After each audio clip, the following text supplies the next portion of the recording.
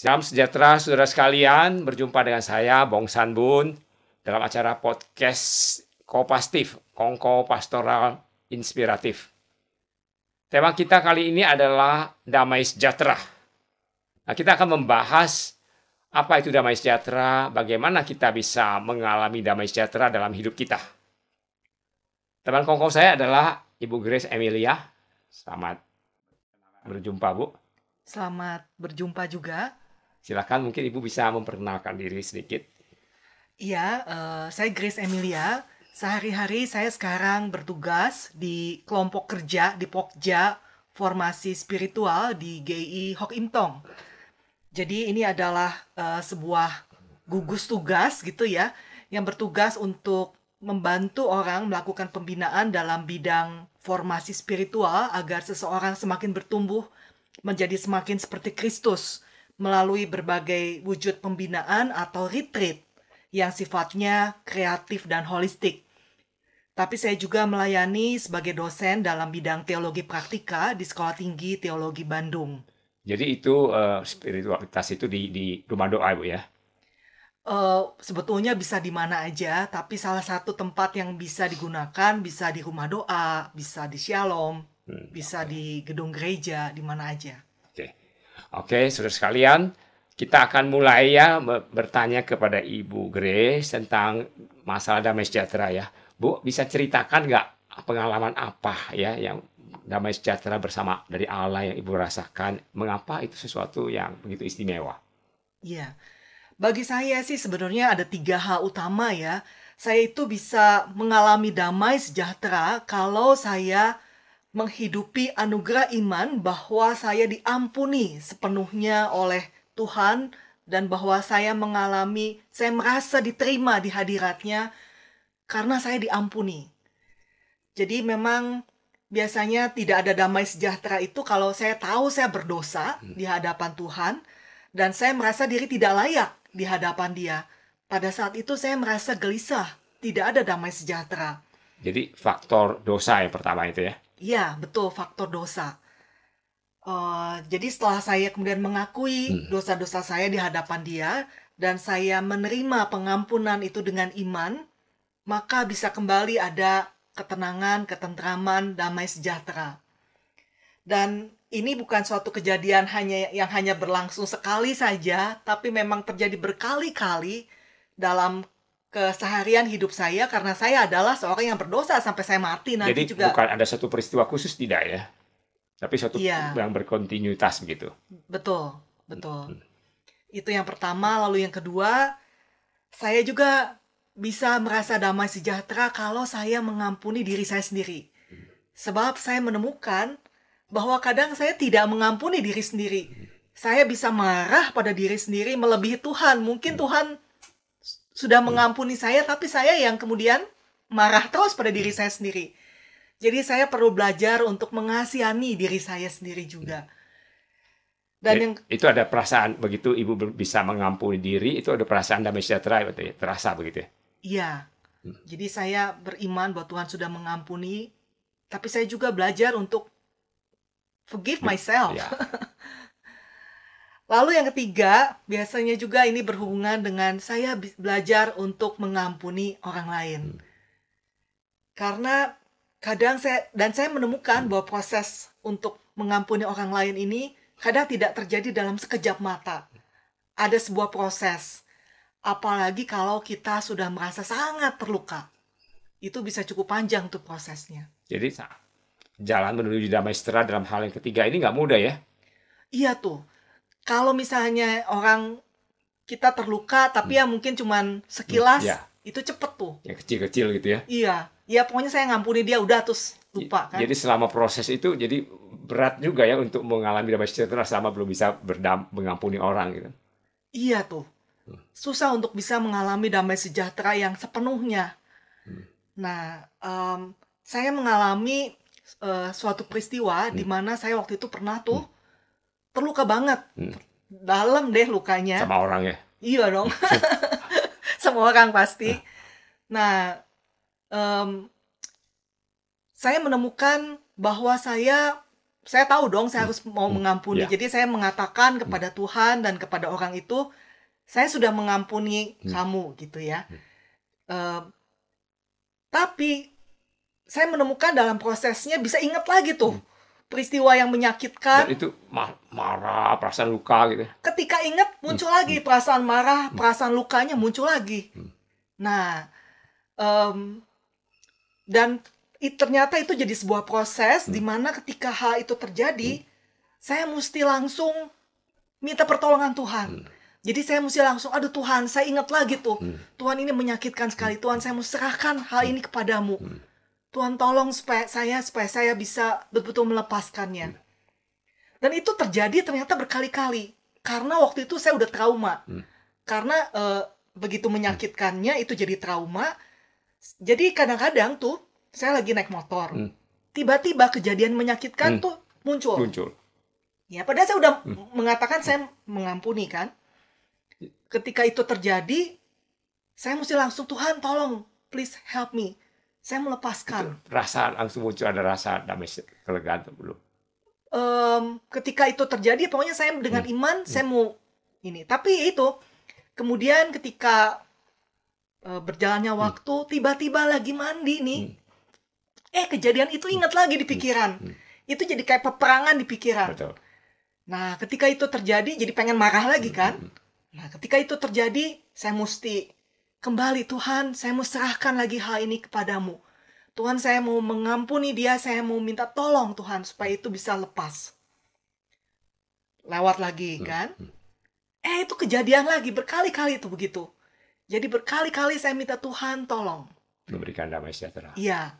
Sampai pada satu titik, saya kaget. Kagetnya kenapa? Saya ingat lagi kejadian itu, tapi itu sudah tidak lagi menyakiti saya. Sudah berubah ya? Iya tuh, ada perubahan emosi. Dari tadinya saya marah kalau inget, sekarang enggak. Ada kelegaan seperti gitu. Iya, dan bahkan saya bisa punya belas kasihan.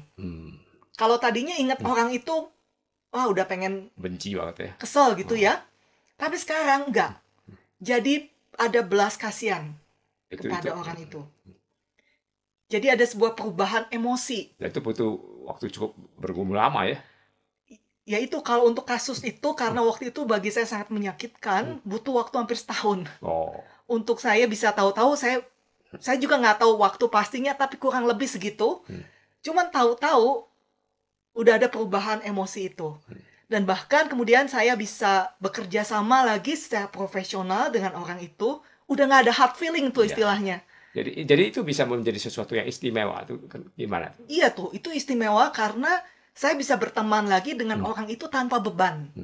Tapi memang untuk sampai di titik itu tuh ada proses. Betul. Nah, yang menarik, ketika saya kemudian studi lanjut, saya kemudian harus buat paper tentang pengampunan di salah satu sesi kuliah saya. Nah, ternyata saya baru tahu bahwa waktu itu dosen saya kebetulan dalam bidang psikologi ya, dia kemudian menyuruh saya untuk meriset seorang yang namanya Worthington. Dia ternyata ilmuwan di bidang pengampunan. Everett Worthington ya? Iya, Everett Worthington. Jadi saya baru tahu, wah ternyata dalam pengampunan pun ada ilmuwannya ya. Nah, di situ dibahas bahwa ada dua jenis pengampunan. Yang pertama itu adalah decisional forgiveness, di mana kita memutuskan untuk mengampuni. Nah, tapi itu belum total pengampunan. Ada pengampunan tahap kedua setelah... Jadi itu seperti apa? Keputusan logis begitu ya? Iya, jadi keputusan logis. Saya mau mengampuni, misalnya nih kita ribut nih. Ngomong ya. Saya memutuskan saya mau mengampuni Pak Sanbun. Nah, tapi kan dalam proses itu kayak tadi, masih inget tuh. Jadi masih pengen marah tuh kalau inget. Jadi itu belum selesai itu ya, baru sampai sisi decisional untuk mengampuni dan mengalami damai sejahtera. Belum sampai tahap sepenuhnya. Belum sepenuhnya. Tapi ya itu, kita berkali-kali bawa ke hadapan Tuhan sampai kemudian kita mengalami tahap kedua yang namanya emotional forgiveness. Nah, di situ baru mulai mengalir damai sejahtera. Emotional forgiveness itu adalah ketika sudah terjadi perubahan emosi. Dari tadinya berbagai emosi negatif menjadi emosi yang positif. Misalnya itu belas kasihan tadi yang saya alami ya. Nah, ketika itu sudah terjadi, maka itulah yang namanya pengampunan yang sejati. pengampunan yang sepenuhnya, dan yang memberikan rasa damai sejahtera dalam hidup. Iya, bahwa ya udah, saya udah betul-betul mengampuni dan ada kelegaan di dalam diri saya karena sekarang saya bisa ketemu orang itu betul-betul tanpa beban. Jadi sebenarnya damai sejahtera tidak terlepas dari peristiwa pengampunan ya, sebenarnya sangat dekat ya. Iya, betul Pak. Jadi memang damai sejahtera dari Allah itu karena saya merasa diampuni sepenuhnya, tapi juga saya bisa mengampuni diri saya dan saya bisa mengampuni orang lain. Betul. Dengan sepenuhnya. Jadi 3 hal itu yang membuat kita bisa mengalami damai sejahtera yang dari Allah yang sejati ya. Iya, betul Pak. Oke Bu, mungkin saya tanya lebih lanjut. Sebenarnya apa yang membedakan damai sejahtera kita sebagai orang Kristen dengan damai sejahtera yang di luar iman kita? Iya, saya sih apakah ada damai sejahtera ketika seseorang tidak sepenuhnya yakin bahwa dirinya diampuni sepenuhnya. Di dalam Kristus kita bisa punya keyakinan bahwa kita sepenuhnya diampuni. Saya tidak tahu apakah di luar Kristus hal itu bisa terjadi. Karena saya melihat bahwa dalam kepercayaan lain, bahkan kadang ada ritual di mana orang betul-betul menyakiti dirinya, mencambuki dirinya, memukuli dirinya sampai berdarah-darah, sebagai wujud dari permintaan ampun dari dia kepada Tuhan, dan dia sendiri tidak yakin bahwa dia sepenuhnya diampuni. Jadi upaya dia untuk mengalami damai sejahtera sampai begitu kerasnya ya? Betul. Jadi saya tidak tahu apakah di luar Kristus itu ada pengampunan yang sepenuhnya saya yakin, saya total diampuni. Jadi itu yang membedakan apa beda damai sejahtera yang kita dapat dari Tuhan Kristus dengan yang dari di luar Kristus gitu. Betul. Dan pada dasarnya setiap orang itu perlu untuk bisa merasa diampuni. Itu kebutuhan manusia. Betul. Saya mau ada sebuah cerita nih Pak. Silakan. Kebetulan dulu saya S1-nya kan bidang sastra Inggris tuh. Dan saya mesti belajar, ada salah satu sastrawan terkenal namanya Ernest Hemingway. Nah, dia ini dalam salah satu cerita fiksinya, dia cerita tentang ada seorang ayah di Spanyol. Dia ini memutuskan untuk mengampuni anaknya dan juga memutuskan untuk melakukan rekonsiliasi dengan anaknya ini. Nah, tapi dia nggak tahu anaknya kemana karena mereka ribut, anaknya akhirnya meninggalkan rumah dan pergi ke kota Madrid, sebuah kota besar di Spanyol. Dan ayahnya nggak tahu mesti cari anaknya itu di mana. Maka kemudian dia menulis sebuah iklan di sebuah surat kabar di kota surat kabar terbesar di Madrid, yang isinya adalah Paco, nama anak itu namanya Paco, coba temui ayah di Hotel Montana Selasa siang ini. Ayah telah memaafkan segala sesuatunya. Nah, ternyata Paco itu nama umum di Spanyol. Menarik sekali ya. Iya, kalau kita mungkin Budi, kayak Budi, kayak Agus gitu kan. Nah, ternyata ketika si bapak ini kemudian pergi ke hotel itu pada hari Selasa seperti yang diiklankan, di cerita itu ada 800 orang yang namanya Paco yang datang, yang sedang menantikan pengampunan dari papanya. Kasihan sekali ya. Iya. Jadi di situ Ernest Hemingway menarik sekali mengangkat bahwa bisa merasa diampuni itu adalah sebuah kerinduan yang besar sekali sebetulnya. Dari kebutuhan manusia. Kebutuhan manusia, betul. Iya. Jadi kita kembali lebih lanjut ya. Kita sebagai orang Kristen nih, bagaimana kita bisa mendapatkan damai sejahtera di dalam kehidupan kita yang sekarang ini nggak mudah ya, banyak baik dari orang lain kita menghadapi masalah, dari lingkungan kita, pandemi seperti ini. Ya, mungkin kita bisa dapatkan prinsip-prinsip apa yang bisa menolong kita untuk mengalami damai sejahtera. Iya. Yang pertama saya yakin yaitu karena dasarnya kita nggak ada damai itu karena kita tahu bahwa kita berdosa. Maka yang pertama itu adalah mengakui dosa-dosa kita ya secara berkelanjutan dan kemudian menerima pengampunan itu di dalam iman. Jadi kunci pertama adalah vertikal ya. Iya, mengakui. Ya, vertikal dulu. Nah, memang kadang-kadang saya menemukan ada dosa-dosa tertentu di mana kita butuh orang lain untuk menerima pengampunan, untuk bisa kita mengatakan dosa-dosa kita. Bukan berarti bahwa orang itu akan bisa menghilangkan dosa kita, tapi itu mungkin adalah sebuah wujud bahwa kita dengan segala keseriusan dan kerendahan hati kita mau meminta pengampunan di hadapan Tuhan dengan mengakuinya kepada orang itu. Ya bisa dengan anak terluka masa kecil gitu, anak yang terluka sama orang tuanya gitu atau pasangan. Iya, betul. Kadang tidak selalu ya memang harus lihat kejadiannya. Ada kalanya kita perlu meminta ampun kepada orang yang kita lukai, atau kepada, kalau kita lukanya, kalau dosanya itu dosa di dalam diri gitu ya, kita mungkin mengakuinya kepada orang lain untuk minta didoakan. Oh, jadi ada seseorang yang bisa mendengarkan curhat kita, kemudian minta orang itu menjadi pendoa bagi kita. Gitu. Ya, mendoakan kita. Sebetulnya setiap orang Kristen, kadang-kadang misalnya orang yang sudah meninggal gitu ya, persoalan itu kan, kalau orang sudah betul. meninggal kan, kita bisa mengakuinya mungkin kepada orang lain yang bisa, kepada Bapak Gembala, kepada Pak Sanbun misalnya. Ya, jadi seperti itu. Betul, mungkin ada lagi prinsip yang lain, Bu, bagaimana gitu? Iya, lalu yang kedua, selain kita minta ampun pada Tuhan, yang kedua ya minta ampun pada dan berbelas kasihan pada diri sendiri, mengampuni diri sendiri. Karena kadang Tuhan mengampuni kita, tapi kita yang tidak mengampuni diri sendiri. Jadi yang ganjil dan damai sejahtera itu sebenarnya ada diri kita seringkali ya. Kadang-kadang Tuhan udah mengampuni kita, tapi kita nggak bisa melepaskan itu ya. Iya, kita terus menyalahkan diri sendiri. Kamu tuh bodoh, kamu tuh bego, dan sebagainya. Akhirnya kita nggak bisa ngalami damai dalam hidup ini, jadi susah terus, nggak bisa tidur apa gitu ya. Betul, betul.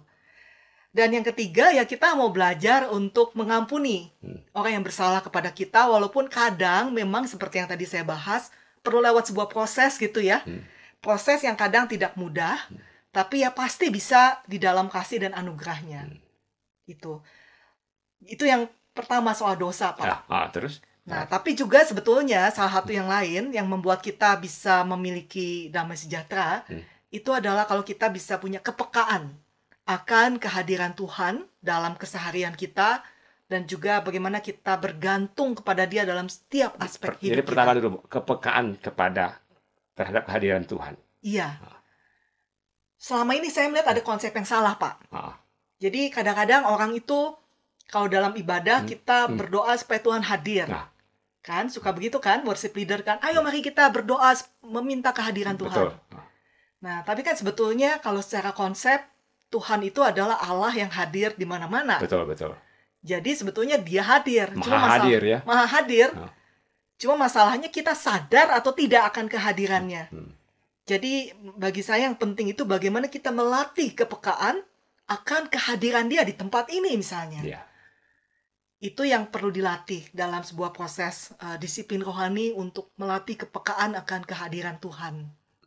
Itu juga bisa membantu untuk kita punya damai sejahtera karena kita merasa melekat, kita merasa connected dengan Dia yang mengasihi kita.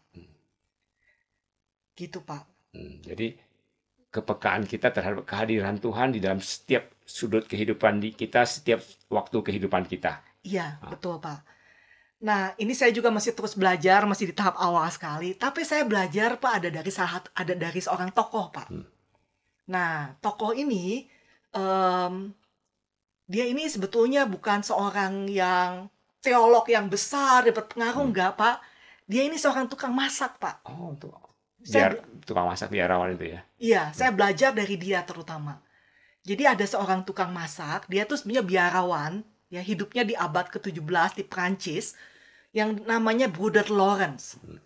Nah, pekerjaan sehari-harinya itu adalah jadi tukang masak di dapur. Jadi dia mesti nyuci piring dan masak.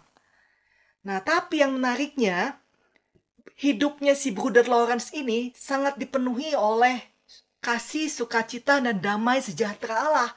Sampai banyak orang yang tertarik untuk belajar tentang hidupnya. Jadi dalam kesederhanaan sebagai tukang masak, tapi dia bisa memberikan suatu kesaksian tentang kehidupan yang begitu luar biasa. Karena hidupnya itu ada, orang bisa merasakan ada auranya, gitulah istilahnya. Aura sukacita, aura damai sejahtera dalam keseharian dia sebagai tukang masak. Nah, itu apa yang membuat itu istimewa? Nah, yaitu yang menariknya, dia itu bikin menulis diary apa ya, jurnal harian. Jurnal harian dari bagaimana dia bisa menjalani hidupnya.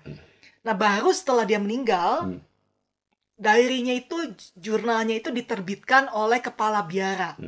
Dan yang kemudian jadi buku, dan buku itu mempengaruhi selama berabad-abad berikutnya, mempengaruhi baik para tokoh Protestan maupun Katolik untuk belajar juga bagaimana bisa hidup di hadirat Allah. Nah, kalau Coram Deo itu ya. iya, betul. Nah, itu istimewanya apa yang diceritakan bocoran dari jurnal itu?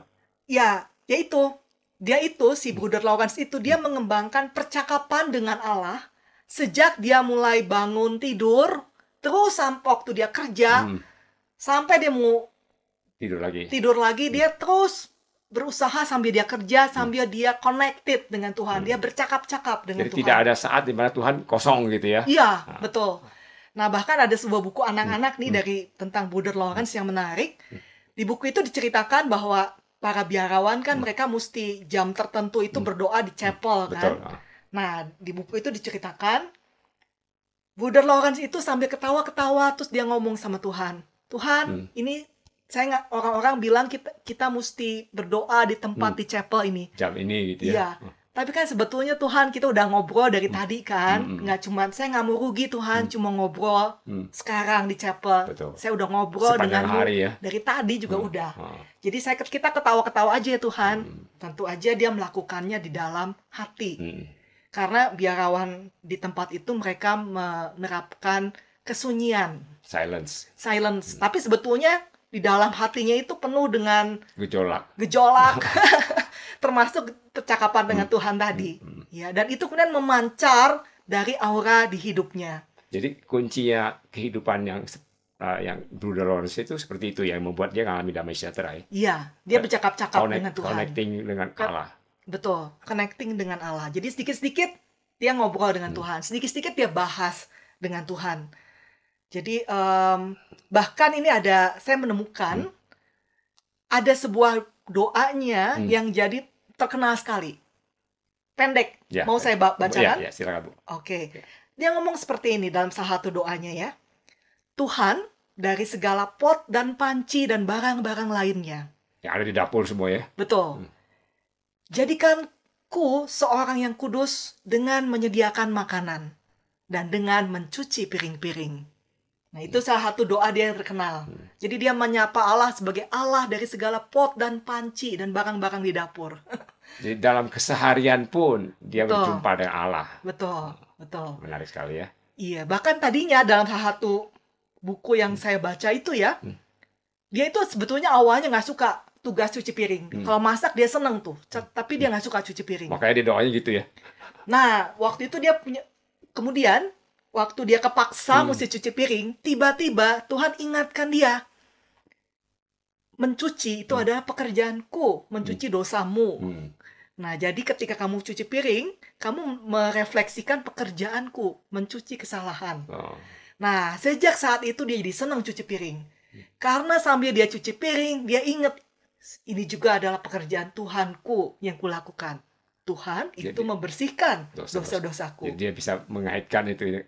Betul. Luar biasa ya. Dia mengaitkan pekerjaan membersihkan piring itu dengan Tuhan, pekerjaan Tuhan membersihkan dosa dan memberinya damai sejahtera. Yang terakhir Bu, bagaimana pendapat saran Ibu membangun pribadi yang punya damai sejahtera ya dari kehidupan kita hari lepas hari, jadi bisa pribadi yang damai sejahtera.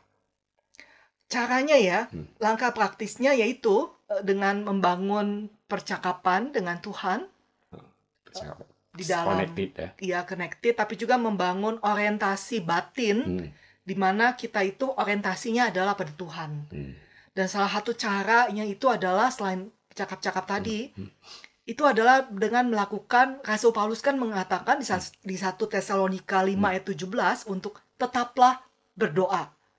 Kan? Nah, jadi bagaimana kita bisa tetaplah berdoa, padahal kita kan kadang mesti fokus kayak sekarang. Kita mesti fokus kan. Makanya tetap bisa berdoa dalam segala keadaan gitu. Orang kita bekerja, aktivitas gitu ya. Nah, itu ada menerapkan yang namanya doa-doa pendek yang umumnya dikenal sebagai doa nafas, breath prayer. Doa tarikan nafas ya. Iya. Jadi ini adalah doa pendek yang kata-katanya bisa apapun. Pasti Bapak juga sering gitu ya. Misalnya, Tuhan tolong saya. Tuhan, aku mengasihimu. Itu adalah doa pendek. Jadi salah satu cara untuk kita connected Itu dengan begitu kita ingat, kita naikkan sebuah doa pendek yang kata-katanya kita pilih sendiri.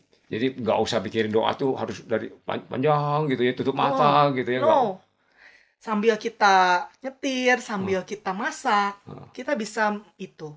Atau ini ada sebuah doa klasik, doa nafas klasik yang terkenal di sepanjang zaman, itu namanya doa Yesus, the Jesus Prayer. Bukan Yesus yang ngajarin sebenarnya ya? Bukan. Ini adalah sebuah doa yang jadi doa klasik dari tradisi gereja ortodoks. Tapi kan kita bisa belajar dari berbagai gereja supaya kita punya kekayaan kan. Nah, isinya tuh pendek sekali. Yaitu seperti ini. Tuhan Yesus Kristus, anak Allah, kasihanilah aku pendosa ini. Jadi bisa 2 kali tarikan napas ya? Bisa. Atau kalau versi singkatnya ya, Tuhan Yesus Kristus, kasihanilah aku. Iya. Kalau bahasa Inggrisnya kan, Lord Jesus Christ, Son of God, have mercy on me, a sinner. Iya. Kalau versi pendeknya, Lord Jesus Christ, have mercy on me. Ya. Jadi setarikan napas, 2 tarikan napas bisa ya. Sambil tarik nafas kita, Tuhan Yesus Kristus, sambil kita mengeluarkan nafas, kasihanilah aku. Nggak usah tutup mata, lipat tangan gitu ya. Sesimpel itu sebenarnya ya. Betul. Jadi ini adalah sebuah doa yang sangat kristosentris, berpusat pada Kristus, dan yang mengakui keberdosaan kita. Iya. Nah, itu salah satunya ya. Ada lagi yang lain? Yang lain memang kita juga perlu mengenali kecenderungan kepribadian kita, Pak. Oh, kepribadian kita itu berkorelasi ya dengan itu ya? Berkorelasi karena kadang di dalam kepribadian kita itu, kita ada dosa-dosa yang udah jadi kebiasaan, tapi sudah tidak kita sadari lagi, dan itu berbeda-beda sesuai kecenderungan kepribadian kita. Makanya ada satu buku karangan Michael Menkes yang berjudul Signature Sins. Jadi dosa-dosa yang seperti tanda tangan kan unik kan? Di yang versi bahasa Indonesia, gambar depannya itu gambar ini loh Pak.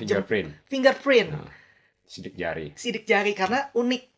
Nah, jadi di situ dijelaskan bahwa sebenarnya dosa kita tuh bisa ditebak sebetulnya. Karena unik kecenderungannya tuh ada. Ada kaitan dengan kepribadian orang ya? Sesuai kepribadian. Misalnya ini ada seorang tokoh publik, saya tidak sebutkan namanya nih, tapi tokoh publik. Dia terkenal tukang marah-marah, Pak. Jadi bisa nggak tertahan. Jadi dosanya dia tuh di area itu tuh. Bolak-balik di situ terus ya? Bolak-balik di situ terus. Tapi pasti dia itu tidak akan mencuri. Karena bukan di situ masalahnya. Kecenderungan dia bukan di situ. Tapi dia tetap dosanya di situ. Iya. Nah, itu ada bagaimana kita bisa mengenali diri?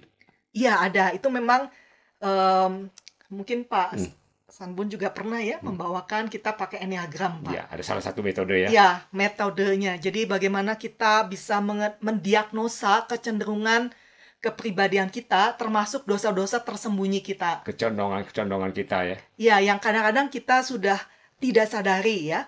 Jadi memang seperti udah tertanam innate itu di dalam alam bawah sadar. Betul. Jadi memang setiap kita itu bisa tertawan oleh yang namanya pola kebiasaan pikiran, perasaan, dan tindakan yang sudah kita tidak sadari atau dianggap tidak mungkin berubah lagi. Ya. Nah, dalam tipologi kepribadian ini, Enneagram itu, itu ada 9 kecenderungan kepribadian. Ya. Dan setiap tipe itu ada satu penulis menyatakan bahwa itu sebetulnya merefleksikan kepribadian Allah, karakter Allah, ya. Lebih ke karakter. Nah, tapi karena kita juga manusia berdosa, di setiap kecenderungan itu juga ada kecenderungan keberdosaan. Jadi ada positif, ada negatif. Ya, ada yang harusnya sesuai gambar Allah sebagai imago Dei itu apa, tapi juga ada yang jadi dosanya itu apa gitu. Nah, itu kadang kita nggak sadar. Yang idealnya, yang bagusnya, terus ada kecenderungan ke bawahnya, ke jeleknya gitu. Iya. Di dalam setiap ada wingnya ya. Iya, dalam setiap tipe itu ada seperti itu. Misalnya, itu kan ada 9 ya. Misalnya tipe pertama, itu adalah tipe yang sebetulnya mewakili kebaikan dan kebenaran Allah. Merefleksikan kebaikan, God's goodness and rightness. Nah, tapi tipe ini sebetulnya tipe yang cenderung berprinsip, bertanggung jawab, pekerja keras, menyeluruh, tapi juga perfeksionis. Idealis, dan kadang bisa cenderung mudah menghakimi dan kritis sekali pada orang lain. Nah, dia ini bisa dengan mudah melihat apa yang salah. Bagus sekali kalau jadi ngelihat kerjaannya auditor ya, langsung kelihatan tuh. Menganalisis ini ya. Iya, betul. Nah, dan dia juga punya dorongan kuat untuk memperbaiki apa yang salah, untuk mereformasi. Bagus banget. Nah, tapi ketika itu tidak terjadi, kalau dia tidak aware, maka dosanya itu, dosa akarnya adalah kebencian. Jadi dia bisa mudah untuk marah dalam kebencian. Karena ada rasa tidak puas gitu. Tidak puas, karena itu nggak benar dan itu karena mesti itu diperbaiki. concern dia situ. Betul. Di situ terus Betul. nggak puas dan muncul kebencian. Betul. Itu sisi negatifnya. Betul. Dan dia itu nggak sadar lagi. Dan dia pikir semua orang itu begitu. Padahal semua orang lain belum tentu berpikir seperti dia. Betul. Gitu. Jadi kita mesti mengenali hal itu supaya kita bisa tahu, oh saya itu cenderung begitu. Ya. Dan kita nggak memaksakan cara kita, orang lain juga begitu. Jadi mengenali diri kita supaya kita bisa mengetahui sisi positif negatifnya. Dan kemudian bagaimana bisa berelasi begitu dengan orang. Iya, betul Pak. Seperti itu. Ya. Ini kalau mau dibahas soalnya bisa panjang lebar sekali. Betul. Mungkin kalau yang saudara-saudara yang berminat mungkin bisa mengikuti pembinaan-pembinaan yang lain yang diberikan oleh Ibu Grace maupun Pokja Spiritualitas ya. Sebagai penutup Bu ya, apa closing kata-kata yang sesuatu yang bisa sampaikan sehubungan dengan topik damai sejahtera ini? Iya. Ya saya memerlukan Tuhan di setiap detik dari hidup saya, karena tanpa Tuhan saya tidak akan bisa lepas dari dosa saya dan saya akan selalu hidup dalam kegelisahan. Saya perlu Tuhan dalam setiap detik hidup saya. Ya, kiranya itu jadi saudara punya pemikiran yang sama. Tanpa Tuhan kita nggak akan bisa mengalami damai sejahtera ya. Iya, betul. Ya, makasih Ibu Grace ya. Senang sekali saya bisa ngobrol, bisa dapat masukan yang luar biasa. Nah, saudara sekalian, demikian kongko kita hari ini ya. Nah, kita sudah mendengar bagaimana damai sejahtera itu bisa kita peroleh, bagaimana pentingnya kita mengalami pengampunan Allah, pengampunan diri sendiri dan juga orang lain. Nah, kiranya ini bisa jadi berkat bagi saudara sekalian ya. Sampai jumpa kita pada kongko-kongko di topik-topik berikutnya. Tuhan Yesus memberkati saudara.